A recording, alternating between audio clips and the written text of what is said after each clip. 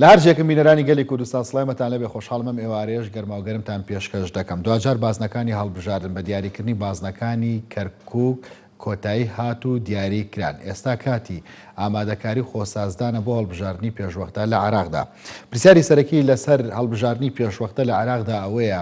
سەرەڕای ئەوەی کە هەڵبژاردننی پێشوەختە داواکاری سەرەکی خۆپیشاندەرانی عێراق نەبوو کە ساڵی ڕابردوو دەستیان پێکرد، بەڵام لەگەڵ ئەوەدا تا چەندە عێراقیەکان هەڵبژاردننی پێشوەختە بە جێگەی ئومێدی خۆیان دەبینن. هاوکێشەی سیاسی لە عێراقدا جگە لە دابەشکاری لە ڕووی پێکاتەوە لەسەر حیزبە سیاسیەکان یاخود بەسەر حیزبە سیاسیەکانیشدا دابەش بووە. جیاواز لە هەر وڵاتێکی دیکەش لە ناو عێراقدا پرۆسی سیاسی کاریگەرە بە ئەجەندای دەرەکی. هەر بۆیە خەسڵەت و هەڵبژاردننی ئەمجارەی عێراق جیاواز دەبێت لە کۆی و هەڵبژاردنانەی لە 7 ساڵی ڕابردوودا لە عێراقدا ئەنجام دراون. بۆ کورد ئەم هەڵبژاردنە چ مانایەکی هەیە؟ کورد کە بەشدارە لە هەڵبژاردننی پێشوەختە چی لە عێراقدا دەست دەکەوێت؟ کورد داواکاری چییە لەم هەڵبژاردنەدا؟ بەتایبەت کە پرسی کورد لە عێراقدا پرسێکی زیاتر دەستوریە نەخزمەتگوزاری کە دەرەنجامی خۆپیشاندانەکان ئەم پرسە یاخود ئەم پرۆسە سیاسی لە عێراقدا گۆڕاوە بۆ هەڵبژاردننی پێشوەختە. لەگەڵ دوو چاودێری سیاسی لە گەرماوگەرمم ئێوارەدا گفتوگۆ لەگەڵ لەسەر هەڵبژاردننی پێشوەختە لە عێراق و یەکگرتووی کوورد دەکەین. لە هەولێرەوە بەڕێز ئازاد جۆڵامان لەگەڵدایە، هەروەها لە ڕێگەی سکایپیشەوە لە ڕەواندز بەڕێز هیواسەی سەلیممان لەگەڵدایە. بەخێر بێن بۆ گەرماوگەرم. بەڕێز ئازاد لای جەنابتەوە دەست پێ دەکەم، یانی چۆن خوێندنەوە بۆ دابەشکاری کورسیەکان و بازنەکانی هەڵبژاردن دەکەن بەتایبەت لە پارێزگای کەرکووک کە دوایین پارێزگا بوو یەکلای کرایەوە؟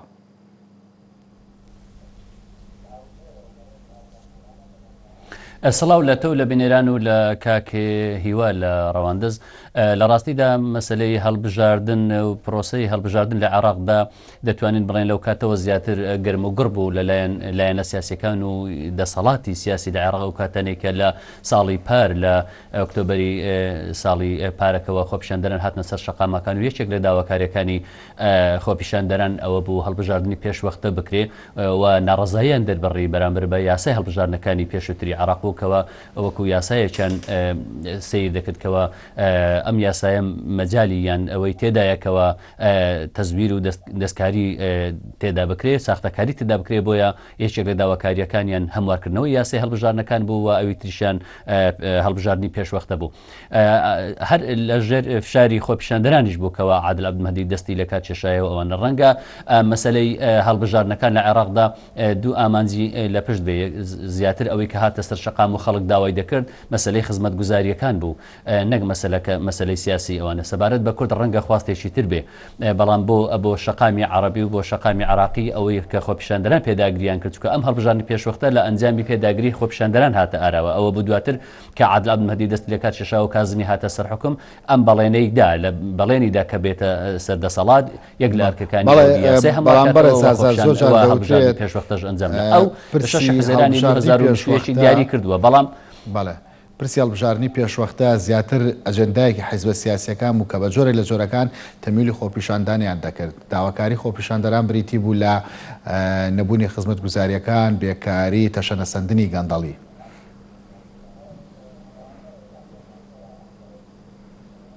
یەک لاوە خواستی سەرەکی خەڵک مەسلەی خزمەتگوزاری بوو و نەبوونی هەژار نسبەی بەتاڵە بوو و زۆر داواکاری کرد. بەڵام یەک لە داواکاریەکانیشان ڕەتکردنەوەی ئەم دەسەڵاتە بوو لە ڕێی هەڵبژاردنەوە، واتە هەڵبژاردننی پێشوەختە بکرێت بۆ گۆڕینی ئەم دەسەڵاتە و گومانیشان لە مەسلەی ئەوە هەبوو کەەوە هەڵبژاردنش بکرێت ئەگەر یاسای هەڵبژاردنەکە ڕێک نەخرێتەوە یان پێداچوونەوەی پێدا نەکرێت، ئەوە هەر گومانیان هەبوو هەمان ئەو گروپ و جەماعەت و ئەو حیزبانە بێنەوە سەردەسەڵات، بۆیە ئەوان پێداگریان لەسەر هەمواری یاسای هەڵبژاردن کردو لەسەر هەڵبژاردننی پێشوەختە. ئەوەی کە ئێستاکە بڕیارە لە 6 حزێرانی 2021 بکرێ، لە ڕاستیدا ئەمە داواکاری پێشنیاری کازمیە، بەڵام هێشتا هەندێک ڕێکاری یاسایی ماوە کە ئەم هەڵبژاردنە بەر لەوە بەرەزازات یعنی دەمەوێت سەرنج لەسەرەوە بزانم ئەوە بۆ ئەمە بەستا چۆن خوێندنەوە بۆ دابەشکردنی بازنەکان و کورسەکانی هەڵبژاردن دەکەن و بەتایبەت کە دوایین جار شەوی ڕابردووە خو بەرە بەیانی ئەمڕۆ بوو کە پارێزگای کەرکووک یەکلای کرایەوە.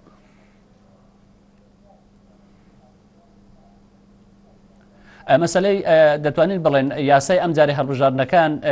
لەگەڵ ئەوەی پێشترێکە پێشتری عراق هەموو دابشکرا بوو بەسەر 18 بازنەی هەڵبژاردندا ئەم جاریان دابشکراوە بە 83 بازنەی هەڵبژاردندا واتە لەناو پارێزگاکانیش پارێزگاکانیش دابشکراینەوە بەسەر چەند بازنەیەک بەپێی کۆتای ژنن واتە لە هەر بازنەیەکدا چەند کۆتای ژن هەبێ ئەوەندە بازنەی هەڵبژاردن هەیە لە هەرێمی کوردستان ئەوەی کەوا هەیە 44 کورسی بۆ هەرێمی کوردستان بۆ ئەم سێ پارێزگایە هەڵەبجا وەکو پارێزگایەک دیاری نەکراوە لە چوارچێوەی سلێمانی بۆیە ڕەنگە لە هەرێمی کوردستان ئێمە لەو 44 کورسیە کورد کێشەی نەبێ ئەوەی کەوا کورد کێشەی هەیە و پێویستی بە دانیشتن و پێویستی بە خۆڕێخستن و ئامادەسازی هەیە لە ڕاستیدا مەسلەی ناوچە جێناکۆکەکانە پارێزگای نینەوە پارێزگای کەرکووک پارێزگای دیالە پارێزگای سەلاحەدین ئەم چوار پارێزگایە پەیوەستە بە کوردەوە چونکە ڕێژەیەکی زۆر کورد لەوێ هەیە و کورد نابێت لەوەی کە ئێستا هەیەی هەوڵ بدا کەمتر بێنێ بەپێی ئەم دابشکاری بازنەکانی کە ئێستاکە کراوە دیارە لە دوو ڕۆژی ڕابردوودا سێ ڕۆژی ڕابردوودا مەسلەی نینەوە یەکلایی کرایەوە ڕەنگە گرفتێکی ئەوتۆ نەبووبی لە مەسلەی نینەوە ئەوەی کەەوە زیاتر گرفتی دروست بوو لە دوایمین پارێزگا بازنەی هەڵبژاردننی پارێزگای کەرکووک بوو کە دابشکرا بەسەر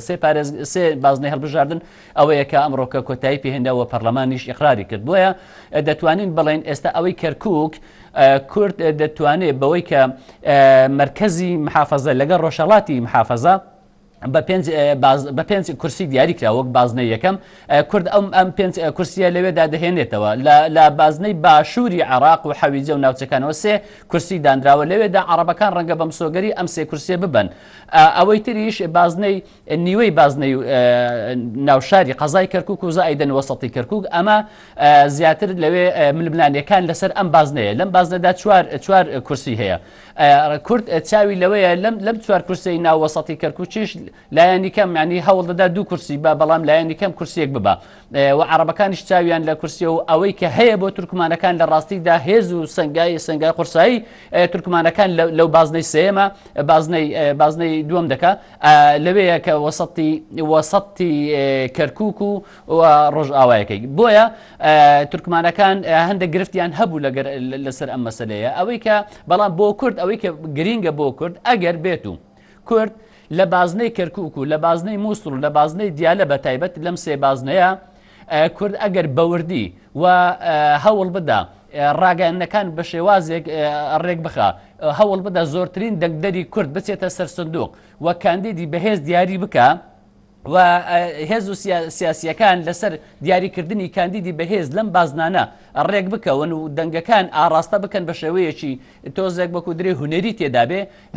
من باوەڕم وایە لە کەرکووک 6 کورسیەکە بەم سۆگەری دێ و ڕەنگە بۆ 7 کورسیش بچێ و لە دەشتی نینەواش و لە نینەوە بەگشتی بە هەمان شێوە واتە کورد ڕەنگە هیچ کورسی لەوە کەمتر لە دەست نەدا لەوەی کە ئێستا هەیەی ڕەنگە باشتر بێ خراپتر نەبی بەڵام ئەوە دەوەستێتە سەر ئەوەی کە لایەنە سیاسیەکان بتوانن بەیەکەوە هاوکار بن و هاوکار و هەماهنگ بن لە دیاریکردنی کاندیدەکان لە بازنەکان و لە ئاڕاستەکردنی دەنجی دەنگدەران بۆ کاندیدەکان ئەمە زۆر گرنگە کورد بتوانانی ئەوە بکە تا ئێستا کە باش هاتووە لە مەسلەی کەرکووک و لە مەسلەی مووسڵ دەتوانانی برێن دوو هێزی سەرەکی کوردستان کە ڕۆڵیان هەیە پارتی دیموکراتی کوردستان لە نینەوە و یەکێتی نیشتیمانی کوردستان لە دیالە و لە کەرکووک ئەمە تا ئێستا بەباشی هاتووە ئەوەی کە جیاوازیە ئەوەی لە ئێستادا ئەم جارێ هەڵبژاردن لەگەڵ جارەکانی پێش و لەگەڵ 2010 جیاوازەکە لەوەیە پێشتر کە یەک باز نەبوو دەنگ بە لیست دەدراو لە ناو لیستەکەدا بۆ کاندید ئێستا ئەم سیستەمەی ئێستای هەڵبژاردنەکە لە ڕاستیدا لە بەرژەوەندی حیزبە بچووکەکان نییە و لە بەرژەوەندی تاشی سربەخۆ نیە ئەمە لە کاتێکدا کە خۆپیشاندەرانی عراق داوای ئەوەیان دەکردکەوە یاسای هەڵبژاردنەکان بە شێوازێک بێ زۆر باشە بۆ کاندیدی سربەخۆ ئەم پرسیارە لە بەڕێزی وا بکەین جارێکی تر حیزبە گەورەکان نەتوان کۆنتڕۆلی کورسیەکان بکەنەوە زۆر باشە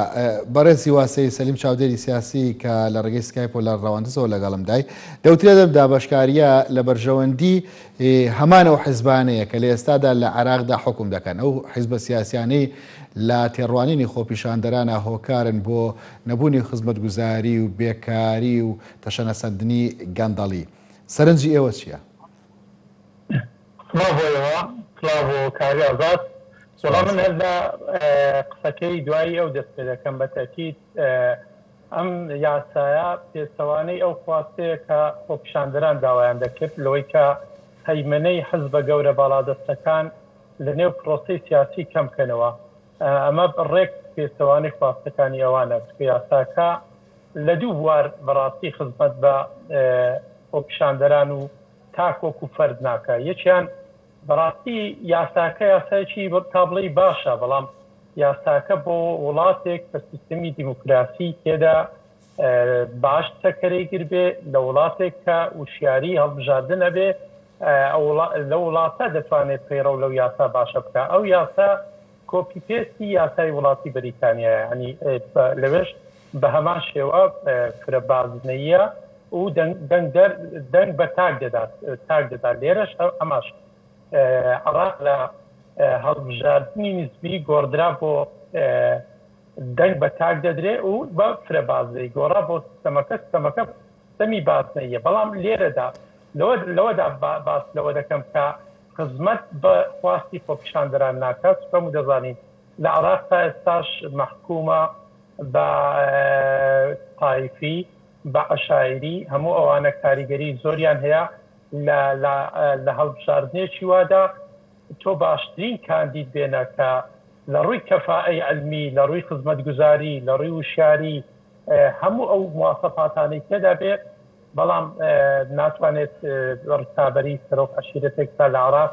ناتوانێت ڕکابەری کاندیدی حزبێک بکە کە هێزی چەکداری هەیە، پارەی هەیە، ئەوەی هەیە. ئەوە نەبوو کە شەقام داوای دەکرد، بەڵام دیسانیش ئەمە سەپێنرا، ئەم فرەبازنەیە سەپێنرا. ئێستا کاندید ڕۆڵ دەبینێت کە بەڵام زۆر کاندیدێک وەکو باسی کرد، کاندیدێک کە هێزێکی گەورەی لە پشتیبی، کاندیدێک کە ئیمکانیەتێکی مادی هێزی سەربازی لە پشتیبی، ئەجینایەکی لە خواستەکانی خۆپیشاندەران لە عراقەوە بوو کە نابێت ڕێگە بدرێت حزب کە هێزی تەکداری هەیە بەشداری. بەڕێسیوە بە دیوەکی دیکە ئەو بابەتە ڕاز نییە کە کاری گەورە بە حیزبی گەورە و بە ئەو حیزبانە دەکرێت کە خاوەنی نفوزی سیاسین. خۆی عراق بە جۆرە لە جۆرەکانی گیرۆدەیەوە بوو کە حیزبە بچووکەکان لە ناو ئەنجومەنی نوێنەراندا بوو بن. آخر خۆ گرفتەکە لەوەدایە ئەگەر قسە لەسەر ئەوەیە یاساکە وەڵامدارەوەی خواستی خۆپیشاندەران بوو، خواستی خۆپیشاندەران ئەوە نەبوو دارشتت تەبەنی حزبە گەورەکان بکەن. مەساتیوان لەدەست حزبی وەکو بەدر و حزبی دەوڵەتی یاسا و میلیشیاکانی سەر بە و عەشدی شعبی بوو کە زۆرینەی ناو پەرلەمانی عراقیان پێک دێنا. ئێستا بە هەماشت هەمان تاسۆ هەمام دەبێت لەبەرەوەی ئەوانە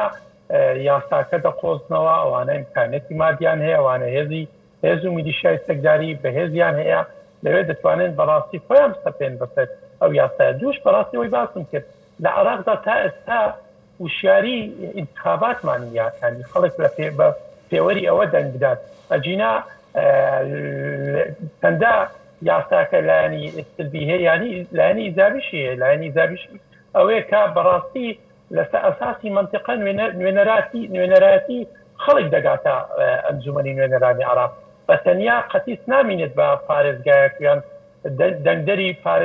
قەزایەک لە نێو پارێزگایەک بتوانێت هەموو عادەلەکە بە ژەوەندی خۆی بگۆڕێ بگرە. ئێستا زۆربەی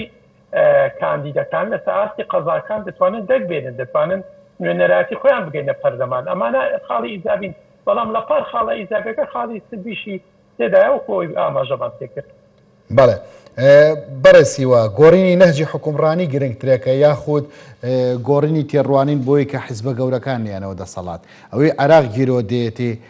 نەهجی حکومڕانیەکەیە یاخود بابەتی حیزبی گەورە و بچووکە؟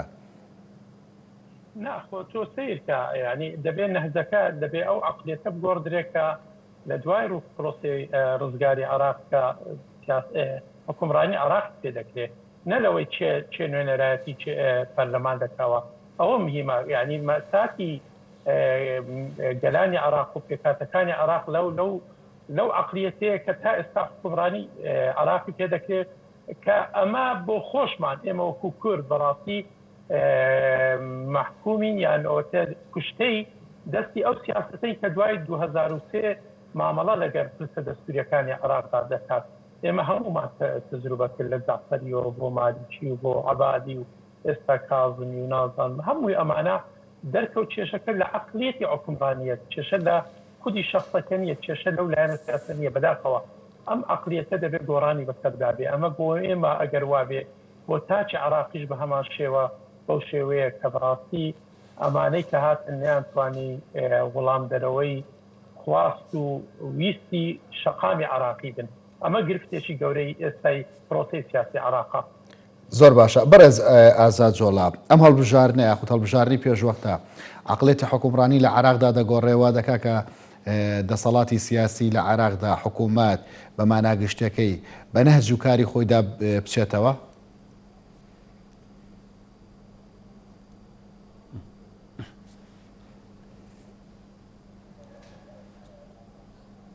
بەڵێ ببوورە ئەگەر پرسیارەکە دووبارە بکەیەوە پرسیارەکەمەوە بوو لە هەڵبژارنی پێشوەختە کە ئەنجام دەدرێت ساڵی داهاتوو لە عراقدا حکوومەت ینی ئەم بە عەقڵێتی حکومڕانی خۆیدا ئەچێتەوە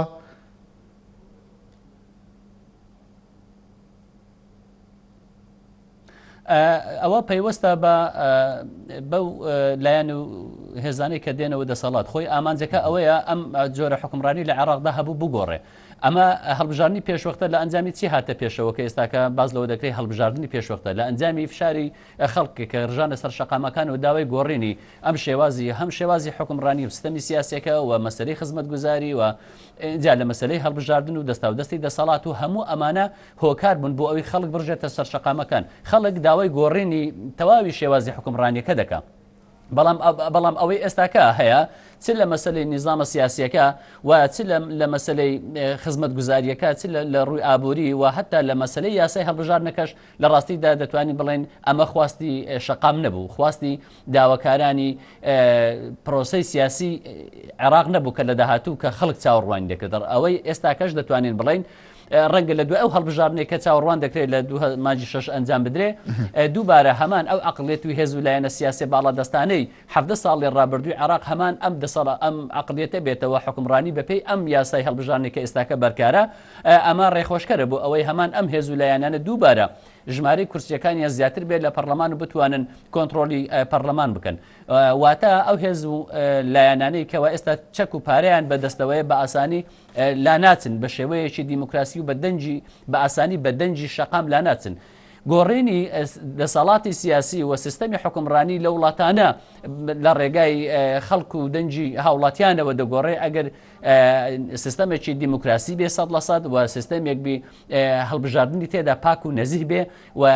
ئاستی ڕۆشنبیری و بەشداری تاچی ئەم وڵاتە لە ئاستێکی بەرزدا بێ و خەڵک بەدەنگ بێ لە سەمافەکانی خۆی ئینتقام لە دەسەڵات لەسەر سندوق بکاتەوە نەک بە هێزی چەک و بیر لە ئینقلاب و هێرشکردن بکاتەوە ئەمەش بەداخەوە هەموو ئەوانەی کە باسما کرد لە زۆر باشە عراقی تا ئێستاکە نەگەویشتێتەوە ئەو ئاستەی بتوانێ بە شێوازێکی دیموکراسیانە و مەدەنیانە گۆڕنکاری لە دەسەڵاتی سیاسی بکە بۆیە چاوەڕوان دەکرێت لە داهاتوشدا هەمان ئەو هێزانێکەوە ئێستا لە عێراق حکومڕان دەکەن دووبارە دەسەڵات بگرنەوە لە هەڵبژاردنەکانی ڕابردووی عێراق و بەتایبەت لە دوایین هەڵبژاردننی ئەنجومەنی نیۆنەرانی عراق ئەوەی کە جێگەی سەرنج بوو بینرا بایکۆتکردنی هەڵبژاردن بوو لەلایەن هاوڵاتیانی عراقەوە پرسیارەکە ئەوەی ئەم هەڵبژاردننی پێشوەختەش لەلایەن هاوڵاتیانی عراقەوە هاوشێوەی دوایین هەڵبژاردننی ئەنجومەنی نیۆنەران بایکۆت دەکرێت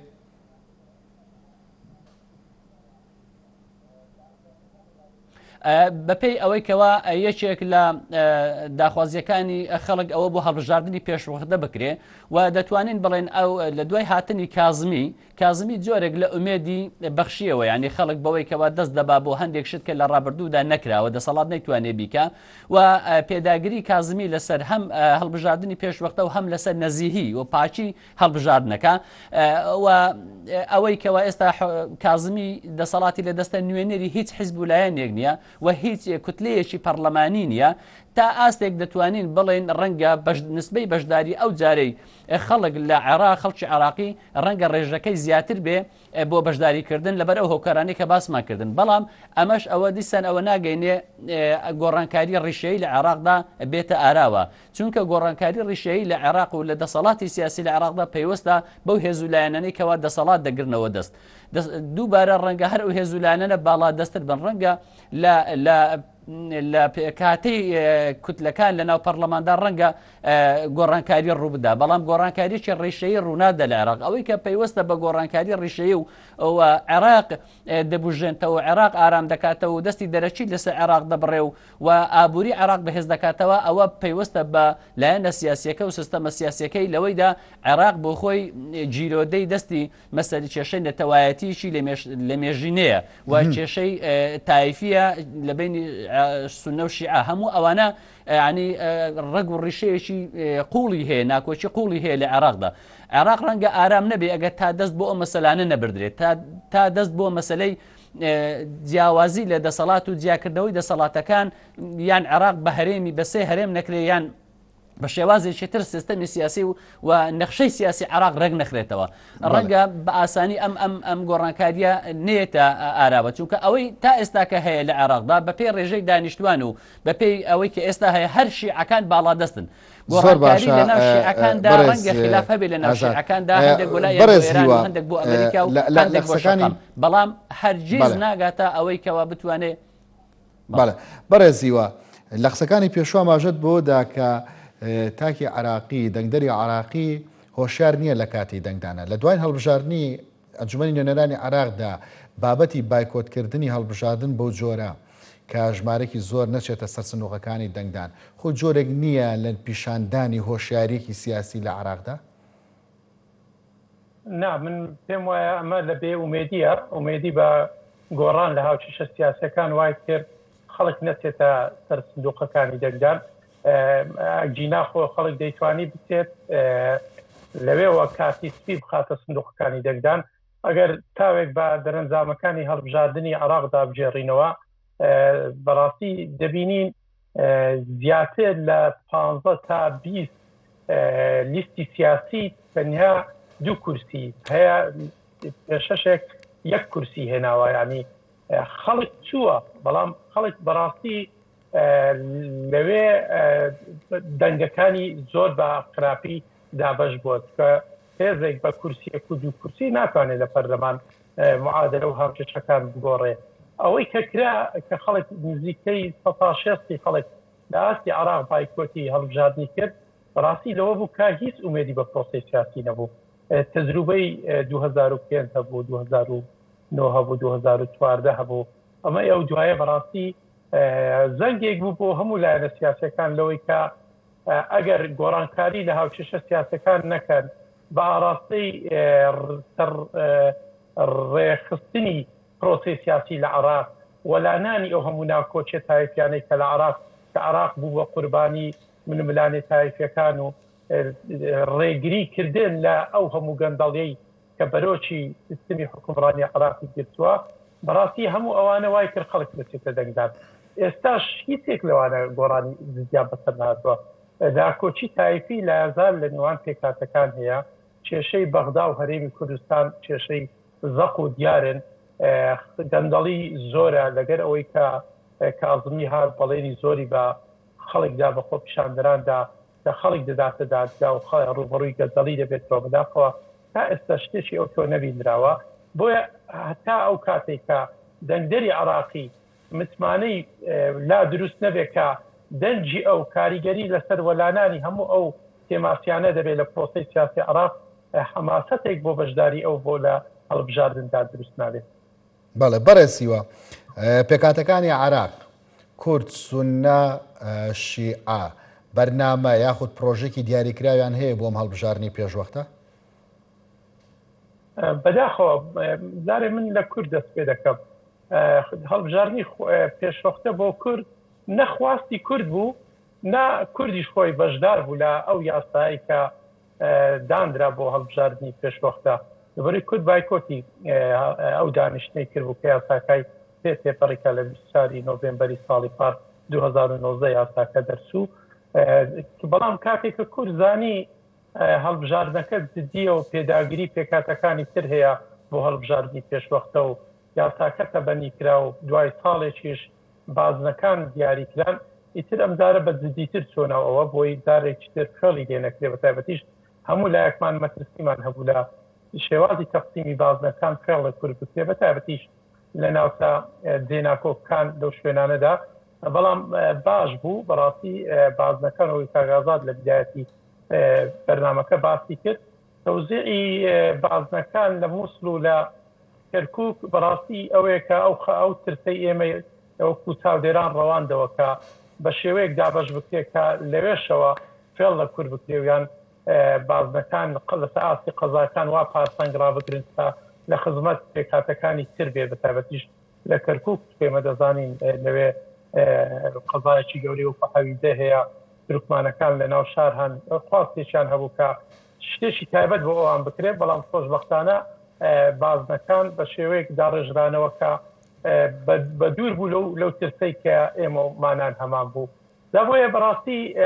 ئێمە باسی کوردم کرد کورد خواستی کورد لەوە نەبووە هەڵبژاردنی پێشبەختە بکرێت سون نەبوو خۆی بە کۆمەڵێک مەراحل تێپەڕیوە هەر لە بیدایەتی پرۆسەی سیاسی عراق لەوەی کە بایکۆتی هەڵبژاردنیا کرد دوایی بە پەرتەوازی هاتنە ناوەوە کە بڕاستی سون نەش بۆ ئەوەیە ئامادە نییە دەمێنێتەوە سەر شیعەش هەموو لایەکمان دەزانین لە پرۆسەی سیاسی عراق ئێستا گرفتی گەورە هەیە ناکۆچی گەورە لەنێو پێکاتەکانی شیعی هەیە شقام لیان ناڕازیە لەبەرەوەی حکمی دەسەڵاتی ڕەها لە دەست شیعەیە لە سەرۆک وەزیران و زۆرینەی پەرلەمان و حکوومەت هەموو ئەوانەی کە خواستی شەقا من ڕوبەڕووی پێکاتی شیعە دەکرێتەوە بەداخەوە تا ئێستا ملیان نەداوەتەوەی چ لە تاکسازێکات لە ڕێخستنی پرۆسە سیاسەکە بۆیە دەکرێت ئەو هەڵبژاردنە بەڕاستی ئەگەر زمینەیەکی نەزیه بۆ هەڵبژاردن هەبێ و کۆمیسیۆن تەزاریبی کۆمیسیۆنی ڕابردوو دووبارە نەکاتەوە دادگای فدرالی بەڕاستی ئەو گرفتانی کە تێیدا بوو بەتابەتیش لە پڕکردنەوەی ئەو فەراغی لە ئەندامانی دادگای فدرالی هەبوو چکە سەرنجام ئەوان تەزدیقی نەتیجەی هەڵبژاردن دەکەن چاودێران لە هەمووی گرنگتر چاودێری دێوڵەتی بۆ پرۆسەی هەڵبژاردن زۆر گرنگە وا لێبێ بێت دەستپێک بۆی کە خەڵک متمانەی بە هەڵبژاردن لە عراق ببینێتەوە بە هەموو پێکاتەکانەوە چکە من ئەوەی من باسم کرد ئەوەی کە وای کرد بایکۆتی هەڵبژاردن بکردارەکەتر لەوە بوو کە متمانە نەبوو کاتێک کە متمانە دەگەڕێتەوە بەڕێزیوا پێت وایە زاڵبوونی ئەم هەیمەنەی شیعە بە زیان بۆ پێکاتەکانی دیکە بشکێتەوە آخر خۆشیمان بێ و ترشیمان بێ لە عراقدا زۆرینەن بەڵام بەداخەوە ینی ئێوان بە عقلیەتی زۆرینە مامەڵەیان لەگەر پرۆسی سیاسی لە عراقدا نەکرد ئەوە دەبینین هەر لە خۆمانەوە سیرکەین یعنی ئێمە کێشەی دەستوریمان لەگەر پێکاتی شیعە هەبوو لە عراق کە حکمی عراقی دەکرد لە دوای پرۆسی سیاسی عراق بەڵام ئەوان پشتیان لە دەستور کردەوان دەیانویست استحقاقاتی دەستوری ئێمە بەڕاستی نادیدە بگرن بۆیە بەڕاستی دەبێت شیعە ئیعادە نەزەر بکاتەوە لەو شێوازە حکومڕانی ئەگەنە خۆ دیتمان ئەوکو باسم کرد ئەزمموی هەموو سەرۆک وەزیرانەکە کە دوای 2003 کە لە پێکاتی شیعە بوو بەڕاستی ئەزمموی شکست خواردو بوو ئەزمموی ئەوە بوو کە خودی شیعەش لیان ڕازی نەبوو زۆر باشە بەڕێز ئازاد بە بەڕێزیوا بە وردی باسی لە سێ پێکاتەکە کرد بەڵام منەمەوەش بزانم لە جەنابتی پرسم ینی کورد بۆچی بەشداری لە هەڵبژاردننی پێشوەختە دەکات ئامانجێکی دیاریکرا و هەیە کە وا لە کورد بکە بەشدار بێت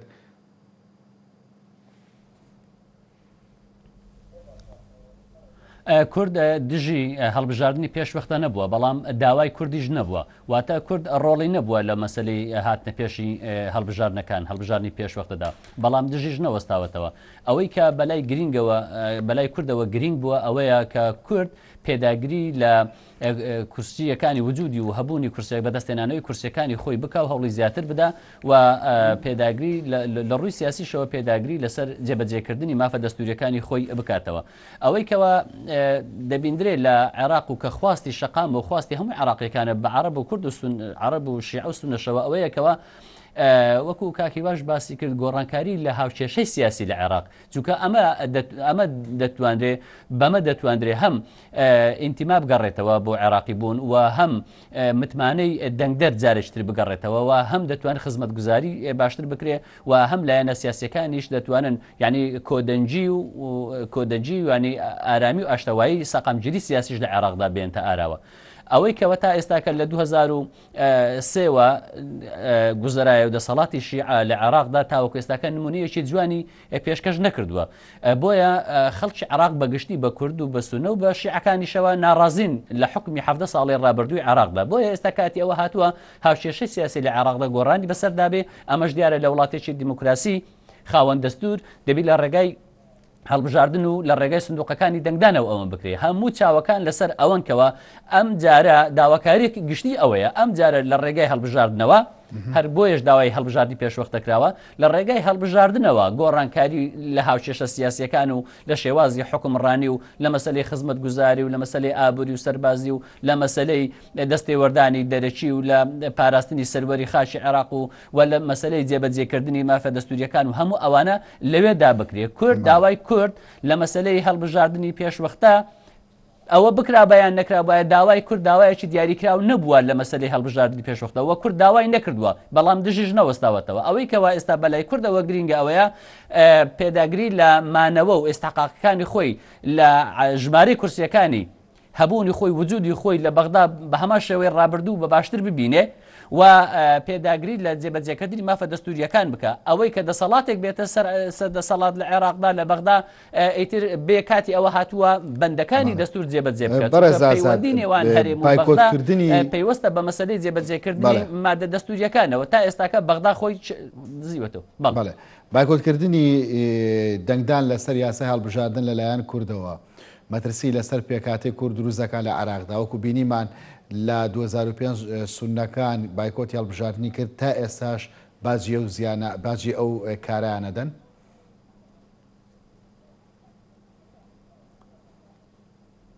کورد هیچ نابێت لە هیچ بابەتێک لە پرۆسی سیاسی لە عێراقدا لە هیچ بابەتێک کە بێتە پێشەوە نابێت کورد بایکۆتی بکات چونکە بایکۆت کاتێک دەکرێت کاتێک کاریگەری دەبێت ئەگەر هاتوو ئەم پرۆسەیە ڕابژیرێ خۆ ئەگە تەنها بۆ دەربڕینی هەڵوێستێک بێ ئەوە دەکرێت بە بەیانێکیشتەوە هەڵوێستا ڕابگەنی. هیچ کاتێک بایکۆتی کورد لە بەغدا لە بەرژەوەندی کورد نییە. هەر کاتێکیش کورد لە بەغدا وجودی نەبوو بێ فێڵی لێکراوە و غەدری لێکراوە مافەکانی پێشێل کراوە لێزەوت کراوە مافی خۆی دەدات. ئێمە نمونەمان هەیە لە ڕابردوودا لە دانیشتەکانی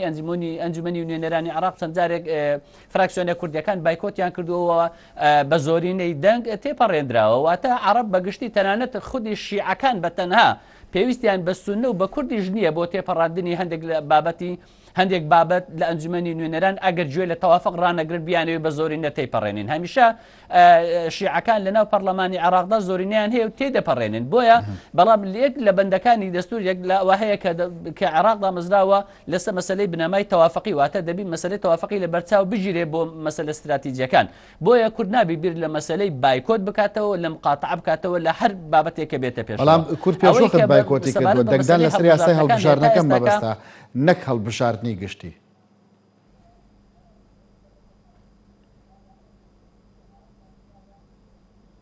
بەڵێ لە مەسلەی هەڵبژاردن یاسای هەڵبژاردنەکان بەڵێ ئەو پێشتر بایکۆتی کردبوو و ئەم لە ڕاستیدا کورد ئەو کاتە مەبەستی بوو هەمووی عێراق یەک باز دەبێت. لە کاتی ئەوەی کە عێراق یەک باز نەبووە خۆ ئێمە لە ڕابردوودا هەردوو تەجروبەمان بینیوە کاتێکەوە عێراق تا ئێستاکە بە دوو شێواسی هەڵبژاردننی کردووە. جاری یەکەم و دووەم ئەوە بووەکەوە عێراق یەک بازنەی ئینتخابی بوو. دوو جارەکەی تر ئەوە بووەکەوە عێراق بووە بە 18 بازنەی ئینتخابی. ئێستا بووە بە 83 بازنەی ئینتخابی. کورد بۆ کورد وا باشە وا باش بوو و داواشی ئەوە بوو کەوا عێراق هەموو یەک باز نەبێت. لەم حاڵەتەدا دەنجی کورد لە هەندێک پارێزگا هەیە دەدەفەوتە. بۆ نمونە کورد لە بەغدا دەنجی هەیە. لە ئێستادا کورد ناتوانێت لە بەغدا بای کورسیەک دەنگ بێنێ واتە ئەو دەنگانێک کە لە ڕابردوودا لە لیستە کوردستانیەکان لە بەغدا هاتووە ئێستا دەفەوتێت چووکە ناتوانین بای کورسیەک نابی و لە مەسەل لە دیالە ڕەنگە دەنگمان بڕوە لە هەندێک پارێزگای تریش بەم شێوەیە مەسەرەن لە سەلاحەدین پارێزگای سەلاحەدین ئێمە ڕەنگە تەنها توسخورماتوو هەبێکەوە کورد بتوانێت دەنجی لێ هەبی لەم پارێزگایە. بەڵام ڕەنگە بۆ ئەنجومەنی پارێزگاکان ئێمە لە پارێزگای سەلاحەدین بتوانین کورسیەک یان دوو کورسی لە توسخورماتوو بەدەست بێنین. بەڵام بۆ هەڵبژاردننی ئەنجومەنی نوێنەران لە عێراقدا ئێستا بۆ نمونە ئێمە ناتوانین لە پارێزگای سەلاحەدین کە 11 کورسی 12 کورسی هەیە پێم وایە کورد ناتوانێت تەنها بە تووس خورمات و کورسێک بەدەستبێنی بۆیە ئەو دەنگانەی ئێستا کورد لە تووس خورمات و هەیتی لە پرۆسەی هەڵبژاردننی ئەنجومەنی و نوێنەرانی عراقدا لەم فرە بازنەیەدا ئەمانە ئەم دەنگانە لە قیس کورد دەچێت کورد لەوەدا زەرەر دەکات بۆیە کورد کاتی خۆی پێتێبینی لەسەر ئەوە هەبوو بۆیە بایکۆتی کرد و لەمەدا زەرری کرد بەڵام ئەوەی ئێستا کە تێپەڕێنراوە باشترە چونکە ئەوە دەبیر دەچی عەرەبەکان زیاتر پێداگریان لەسەر ئەوە دەکرد بکرێتە 320 بازنەی هەڵبژاردن واتە ژمارەی کورسیەکانی بەغدا کە 320 کورسی منافەسەی لەسەرەوە 9 کورسیش کۆتایە لەسەر ئاستی عراق ئەم 320 کورسیەکە منافەسەی لەسرە بکرێتە 320 بازنەی هەڵبژاردندا لەوەدا زۆر باشە زۆر زەرمەندە بوو بە تایبەتی لە ناوچە جێنا کۆکەکان زۆر باشە بەڕێزازاد زۆری دەکرد ئەسعەفل ئیمان ئەوە هاتیە دروست بووە کە لە مابەینی 18 بازنە و 320 بازنە کراوە بە 83 بازنەی هەڵبژاردن بەڕێزیوە یعنی پرسی کورد لە عراقدا بە جۆرێک لە جۆرەکان پاشەکشەی کردە کورد داوای دەکرد مادەی سەوشل جێبەجێ بکری ئێستا حکوومەت هێرەم داوای موچەی مانگێک دەکات ئەم پاشەکشەیە چۆن دەتوانرێت ڕێک بکرێتەوە وەڵا مەترسی زۆر هەیە کە نەتوانین ڕێکی خینەوە لەبەرەوەی پرۆسەکە یان ئەو یاسایە باشتر بەڕێکتر برێم ئەو یاسایە لە خزمەتی ئەوە نییە کە ئەو کارکتەرانەی کە ئەم جارە دەچنە پەرلەمان بەڕاستی بتوانن لە ئاستی ئەم شەڕە بن لە ئاستی ئەم شەڕە دیموکراسیە بن کە لە عراقدا لەبەرێ من بیدایەت ئاماژەم پێ کرد تو بێنە پێشتاوی خۆر لە یەکێ لە بازنەکانی هەولێر دۆک یا سلێمانی کاندیدێک کە سەرۆک عەشیرەتە بەرامبەر بە مامۆستایەکی زانکۆ کە هی ئەو شەڕەیە کە لە ڕووی ئەکادیمی و پێکاتەوە ئەو شتانەوە بەڕاستی دەتوانێت لەوێ لە بەغدا شەڕی دەستوریمان بۆ بکە ناتوانێت منافەسەی سەرۆک عەشیرەتەکە بکە لەبەرەوەی بدەزانین واقع و باسی وشاری هەڵبژاردنم کرد لە عراق کە ئێمە خۆشمان و هەرێمی کوردستان ئەو گرفت و ئەو کێشەیەمان هەیە بۆیە بۆ ئێمە کە ئێمە پرسێکی سیاسی دەستوریمان هەیە جیاوازە لەگەر نوێنەرێک کە لە بەسڕا دێت کە کێشەی خزمەتگوزاری ڕاستە ئێمە کێشەی خزمەتگوزاریمان هەیە بەڵام ئێمە لە پاڵ کێشە خزمەتگوزاریەکان ئێمە پەرلەمانتارمان دەوێت کە لەوێ پێداگری لەسەر مادە دەستوریەکان بکات لەوێ ڕێگری لەوە بکە کە ئەو خواستەی کە هەیە کە بۆ هەموارکردنەوەی دەستور لەوێ ئەو زەمانەتەی کە کورد لە دەستوری دوای ڕوخانی سەدام هەیەی کە تێکنەدانی تەوافقا بتوانێت ئەو زەمانەتە ڕاگرێت بۆیە ئێمەی کورد بەڕاستی پێویستمان بۆیە کە دەچینێ ناو پرۆسەی هەڵبژاردنەکەش دەبێت بیر لەوە بکەینەوە پشتیوانی لە کام کاندید دەکرێت بەبێ هەموو لای دەزانین ئێستا حەزب وەکو قەوارەی سیاسی لەو یاسایە خۆی تۆمار ناکە بگرە ئەو کەسەکانن دەچن خۆیان تۆمار دەکەن بۆیە دەبێت بەتابەتی حەزب دەسەڵات دەستڕۆیشتەکانی هەرێمی کوردستان پشتیوانی لەو کەسانە بکەن کە دەتوانن لەو قۆناغەشدا کە قۆناغی شەڕی دەستوریمانە و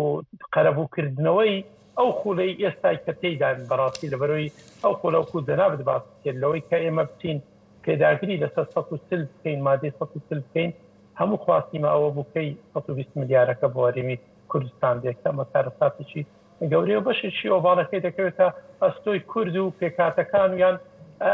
ئەو شەڕی کە پێشتر ئێمە کردومانە لەوەی کە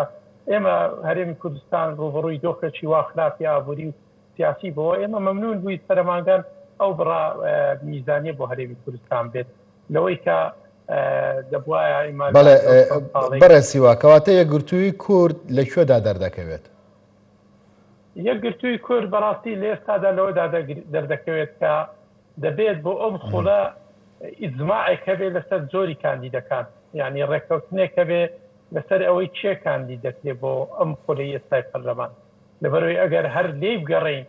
وەکو پەرلەمانتارانی ئێستای هەرێمی کوردستانی لێبێ کە زیاتر نوێنەرایەتی پێکاتە و عەشیرەت و ناوچەگەرێتەکان دەکرێت هیچیان ئەوە دەبینین لە ڕووی ئەدای پەرلەمانە و پەرلەمانی کوردستان خول بە خولەوە لاواز بوو لەبەرەوەی لێگەڕین یعنی ئەوەندەی پارتی و یەکێتی ویستیان خەڵک ڕازی کرد کە بتوانن دەنجی پێوەرگرن بۆیە ئەم شەڕە ئێستا ئێمە لە عراق لە بەردەم بەترسێکی گەورەی نابێت لێ بگەڕین بەڕاستی خەڵک لەسەر ئەساسی عشیرەت و تایپە و نازان دەسەڵات و هێز و پارەوە خۆی کاندید کە دەبێت ئەو دوو هێزە کە زۆرتر ئەمەل هەیە ئەوان بەڕاستی کاندیدەکان بنەوە دەبێت پشتیوانی لە خەڵکێکی وا بکەن کە بتوانێت ئەم قۆناغی شەڕە دەستوریەمان بۆ تەواو بکە قۆناغی داواکردنی خواستەکانی خەڵکی هەرێمی کوردستانمان بۆ داوا بکە ئەگەر ئەوە نەکەین بەڕاستی ئەوە پەرلەمانیشمان لە دەست دەستێت پەرلەمانی بەغداشمان لە دەست و تر استحقاقاتی کورد لاتا لە حکوومەت و لە وەزارەتەکانیشمان لە دەست دەستێت و ئەو کاتی ئەو مەترسیەش دێتە پێشکەوە وەکو باسم کرد کە لە مێژە قسە بە گوێی کووردا دەدەن ئەویش مەسەلەی هەموارکردنەوەی دەستور هەموار کرێتەوە کورد زەرەری زۆر دەکات لە بەغدا. بەڕێز هیواسەی سەلیم چاودێری سیاسی سوپاس کە لە ڕێگەی سکایپۆ لە ڕەواندزەوە لەگەڵماندا بووی هەروە بەڕێز ئازاد جۆڵات چاودێری سیاسی سوپاس بۆ تۆشکە لە هەولێرە لەگەڵماندا بووی ئێوەش خواتان لەگەڵ.